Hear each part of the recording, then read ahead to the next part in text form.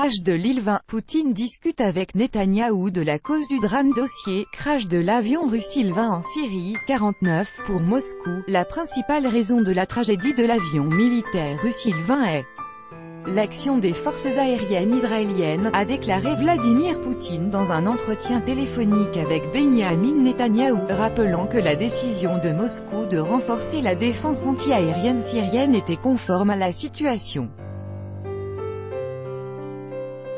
Lors d'une conversation téléphonique avec le Premier ministre israélien Benyamin Netanyahou, le président russe a souligné que c'était l'opération de l'armée de l'air israélienne qui avait été la principale cause de l'accident de l'Ilyushin Il-20 russe, a annoncé le service de presse du président.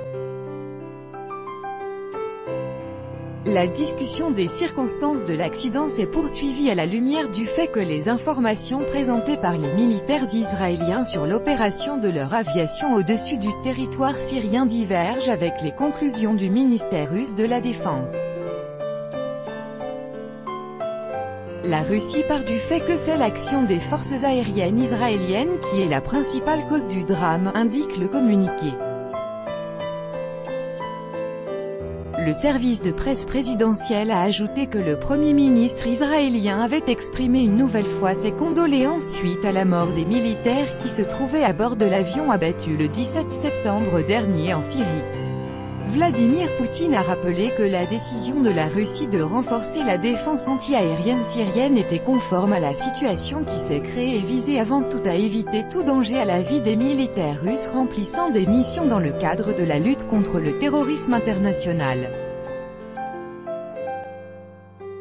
Benyamin Netanyahou a déclaré pour sa part qu'Israël continuerait de défendre sa sécurité et de faire confiance. L'enquête réalisée par l'armée de défense d'Israël, estimant toujours que la responsabilité du drame incombait à l'armée syrienne et à l'Iran, dont l'agression torpille la stabilité dans la région.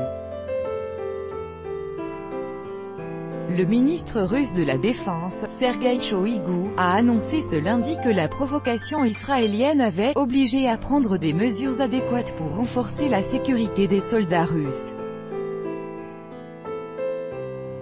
La Russie fournira à la Syrie des systèmes de contrôle automatisés modernes pour les postes de commandement de la défense anti-aérienne, présents uniquement dans l'arsenal de l'armée russe, et livrera d'ici 15 jours des systèmes anti-aériens S-300 à l'armée syrienne afin de renforcer ses capacités de combat dans le cadre du drame de l'avion russe Il-20.